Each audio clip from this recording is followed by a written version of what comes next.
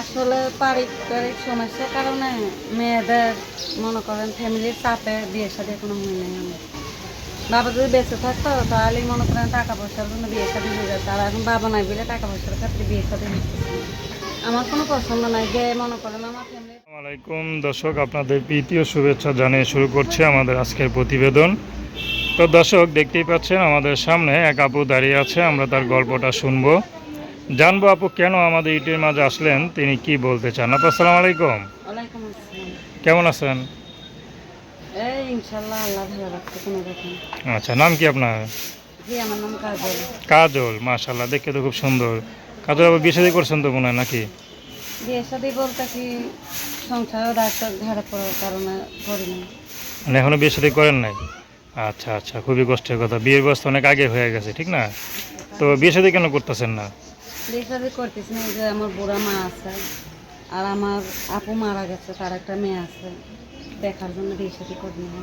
আচ্ছা, মানে পরিবারের চাপে আর কি বিয়েটা করা হচ্ছে না নাকি? না, যদি পরিবারে কোনো পিছু টান থাকে তাহলে মেয়েদের কিন্তু বিয়ে শাদী বয়সের স্বাদ মিঠা চায় না?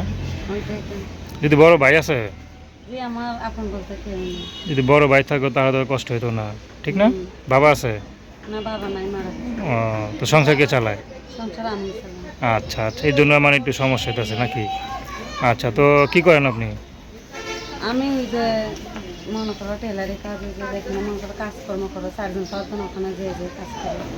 আচ্ছা, টেলারের কাজ করেন, মানে অনেক মেশিন কারখানা আর কি, না? হুম হুম। আচ্ছা আচ্ছা, কারখানায় মেশিন দিয়ে থাকে, ওখানে গিয়ে কাজ বাজ করেন। আর কি ছিলেন? ওই যে মেয়েদের ছেলা খেলা। আচ্ছা আচ্ছা, তবে দেখে তো মাশাল্লাহ খারাপ না, তো এলাকার লোকজন আপনারা দেখে না, দেখে একটু প্রেমের প্রস্তাব বিয়ের প্রস্তাব কেউ দেয় নাই?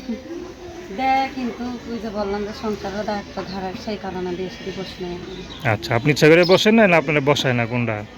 ইচ্ছে করে বলতে কি, মনে করেন যদি সংসারের দায়িত্ব সেরকম মানুষ কেউ নিত, তাহলে সেরকম মনের মতন মানুষ পাইলে যে আমরা বিয়ে শাদী করলে দায়িত্ব নিলে তাহলে বিয়ে শাদী বসতাম, তো সেরকম তো মানুষ জীবনে আসি নাই। তো এই মানুষ যদি পাওয়া যান, কিন্তু দেখা গেল সে আপনার গোপনে বিয়ে করতে চায়, কিন্তু আপনার সংসারে সব খরচ দিবে, আপনি করবেন? অবশ্যই করব, কেন করব না? আমার সংসার যদি দায়িত্ব না করবো। সংসারে কে কে আছে? সংসারে ওই যে বললাম যে আমার একটা আপুর মেয়ে আছে আর আমার বুড়া আম্মা। ও, আপনার মেয়ে আছে? আমার না, আমার বড় আপুর মেয়ে। আমার আচ্ছা বড় আচ্ছা আপু আচ্ছা, মারা গেছে। ও তাকে ওরা আপনি আমি দেখেন আর দর্শন কি? করে লেখাপড়া করায় মাদ্রাসায় ভর্তি করছি। আচ্ছা আচ্ছা আচ্ছা, তো এখন আপনার সাথে কীভাবে যোগাযোগ করবে? যোগাযোগ করবে, ওই যে নাম্বার আছে আমার, ওই নাম্বারটা কল দিলে পাইবেন। এটা কি আপনার ইমো আছে?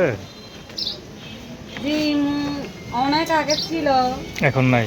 এখন নাই। যদি কেউ বলে যে এই মুহূর্তে আপনার সাথে ভিডিও কলে কথা বলবে বা বিয়ের সাথে করবে, করবেন? অবশ্যই করবো, কিন্তু আমার তো ইমোফোন নাই, অনেক আগে আচ্ছা আচ্ছা ছিল, ওইটা মনে করে নষ্ট হয়ে গেছে। আচ্ছা, নাম কি বললেন? কাজল। তো তার নাম্বারটা হচ্ছে 01409253854। আমি নাম্বারটা আবারও বলছি, 01409253854। তো দর্শক, প্রেম ভালোবাসা সাহায্য সহযোগিতা বিয়ে শাদী করা একান্ত আপনাদের ব্যক্তিগত ব্যাপার। আসসালামু আলাইকুম।